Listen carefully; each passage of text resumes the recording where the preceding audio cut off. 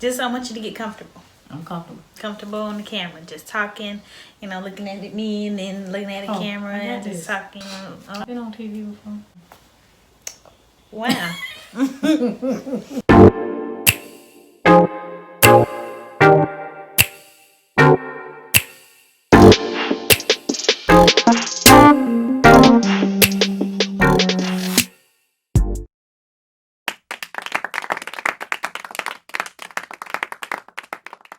Hi guys, welcome back to my channel. My name is Drea.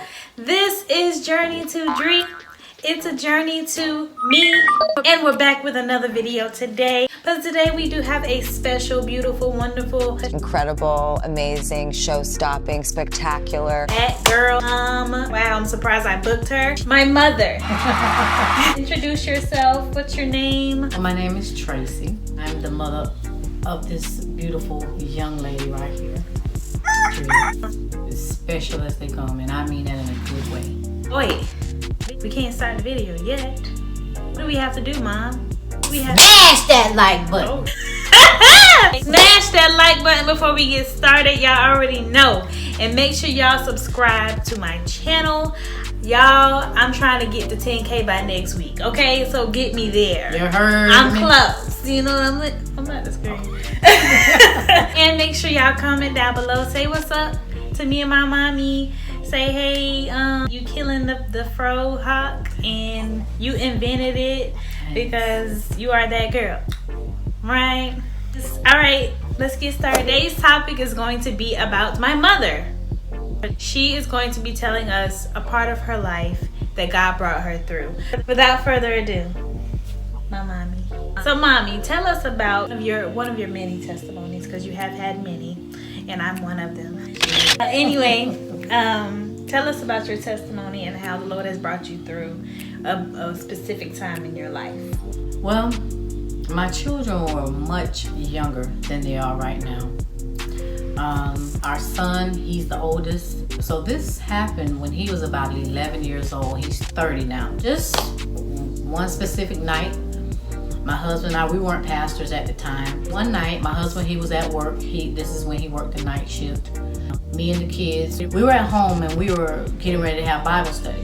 So I told him, I said, okay, once mommy finished taking a bath, then we're gonna come out. I'm gonna come out and we're gonna go ahead and sit down on the couch and then we're gonna have Bible study and eat some snacks.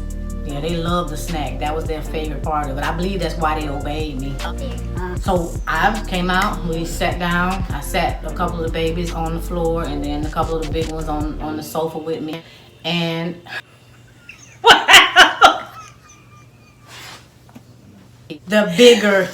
the older kids, Drea.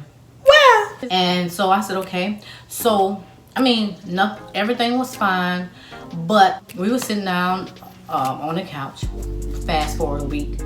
And while, I got my Bible, sat it down. And so I told them, I said, I got ready to say to them, okay, y'all, we're gonna pray. And when I opened up my mouth to say, okay, we're gonna pray, my speech was slurred. There was absolutely nothing wrong with me before that. Nothing.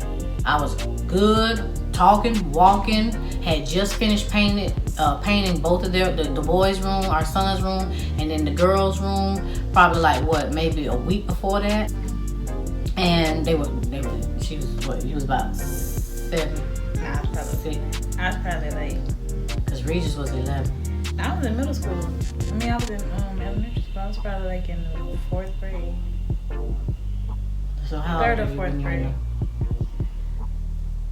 Neither one of us know. I stopped and the kids just kind of looked up at me like, in my mind I was like, okay, hold on, what just happened? I said, let me try this again. I was looking at them and I was like, because I didn't want them to be afraid. But then I got ready to open my mouth again and say the same exact thing. And then my speech was slurred as though I had a stroke. And my kids looked at me. My son jumped up and he said, devil, take your hands off my mama. I looked at him. I'm like, and I couldn't talk. I couldn't really move. My mouth had twisted on me. We didn't know what was going on. So my oldest daughter, she called my sister. My sister called my husband. My husband came home from work. That's a part of the first part of it. So basically, you started going through it in your body, right? And you didn't know what happened. It just came out of nowhere. So that began a process of what? That began a process of me just trusting the Lord, because I didn't know what was going on. I was looking at my babies because they didn't understand. I have to say this, inside, I had the most peace that I have ever had in my entire life. Even though everything on the outside looked like chaos to me and to my babies, and because we couldn't figure out what happened to mommy. I had such peace and I had such joy on the inside. I knew at some point the Lord was gonna do something. I just did not know when. I didn't know how long it was gonna last, but that was my point. I just made up in my mind, okay, I don't understand this, but God, okay, I trust you. So once my husband came home, he called our pastor, took me to the emergency room. He began to just pray over me while I was there. And while I was in the hospital, the night I went, they came and they prayed, and they all laid hands on me with my husband, and everybody laid hands on me. My mouth straightened up in that moment of them praying. But when I got ready to speak, my speech was still slurred as though I had had a stroke. So the doctors was running all kinds of tests, trying to figure out. They said, well, we see that you didn't have a stroke, and we're glad about that. We are gonna say that this is what we call Bell's palsy. That's for people that something has affected my speech, something has affected my motor skills to a point, so that's what the doctor basically said. He is saying that it is. I went home. The church that we were a part of at the time, they came in, and when I tell you, they were like our superheroes. One family in the church took our little babies, our 2 little babies, and then another family took our 3 oldest children. I was in this state for like 3.5 weeks. I mean, when I can't tell you, in those moments when God is doing what he's doing in your life, you want to question everything. But at the same time, if you trust him, he'll always show you that it's always going to work out for your good. I know I keep saying this, but I can't explain the peace of God that was in my mind. Even though I couldn't talk right, even though I couldn't walk, I had to go to church in a wheelchair. Pushed me down to the front, and I would sing. So you lost your I lost my mobility. I lost my mobility. I lost my motor skills. I couldn't walk on my own. My legs would just do like this in the bed on their own. My mouth would just twist on its own. My mouth would just open on its own. My arms would just flap on their own. And that's a lot of the stuff that I was so glad that my kids didn't get a chance to see. But the family came in, they swooped in, and they just really took over. I had people now that was there with me and my husband to help take care of me, to help make sure that my husband ate and that we both were fed. I mean, I was just laying there. I couldn't do nothing. I couldn't do nothing for myself. In the spirit, I was so sharp. My vision in the spirit was more keen and sharp, and I could hear God clearer. I started to have a lot of different visions, and I started to hear his voice clearer. It was just amazing how when you lose one motor skill or 2 motor skills or 3 motor skills, how everything else just gets so sharp. God really, really, really, really blessed us during that time. So once all that started happening, when did it stop? Notice things start coming back to normal. How did that happen? Kids were still not home with us. I miss my mommy. I was sick of them. Oh, she might watch it. Edit that. I don't know what you about to say. I'm gonna put it in. I'm gonna say it like this: where it started, it ended. My husband, he was off.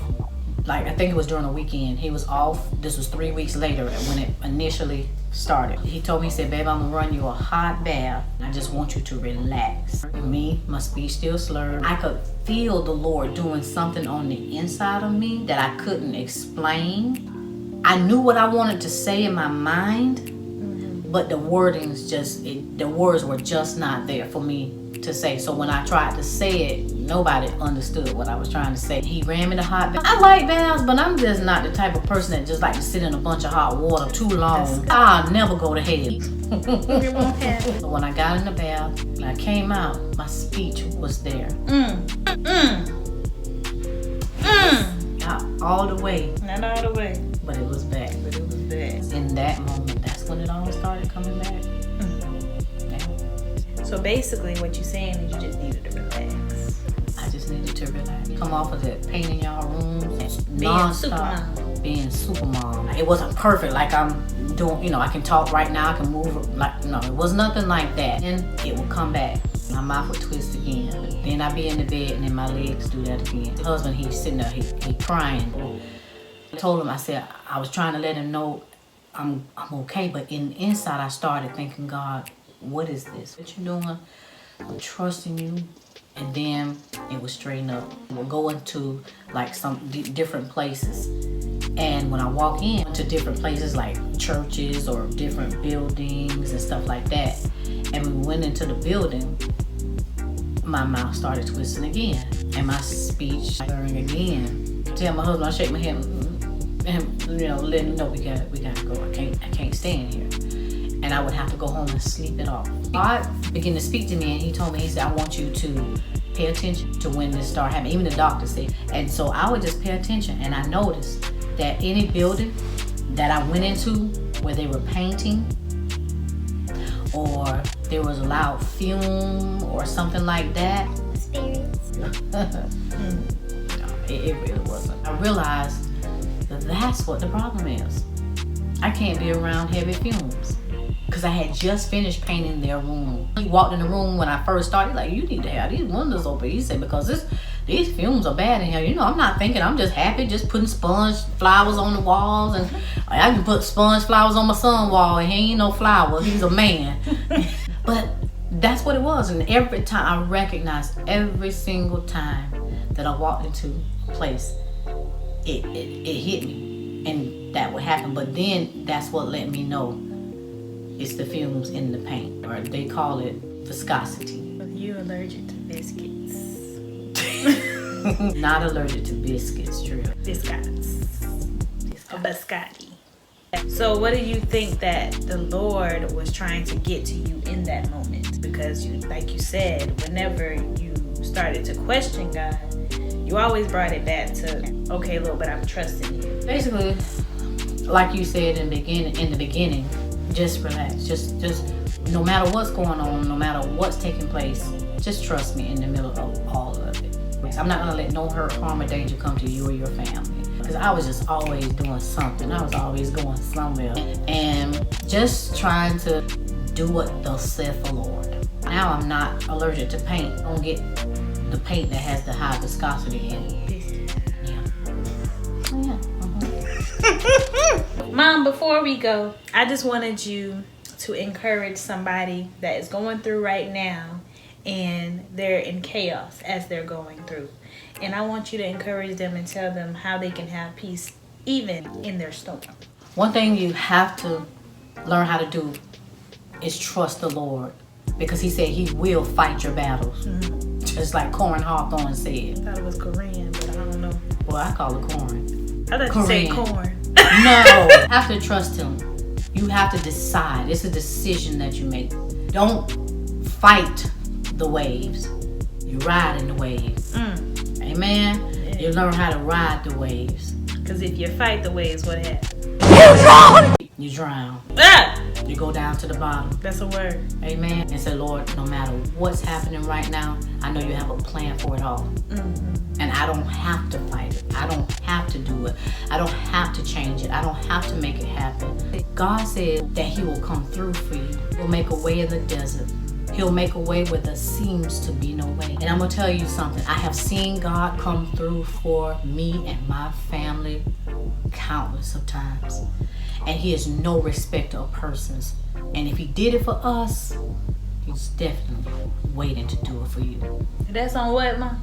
Period. All right, guys, this is the end of my video. I am so glad you made it here. And if you made it here, you already know what to do. I don't think they know my telling. Smash that. Oh, I missed it. Sorry.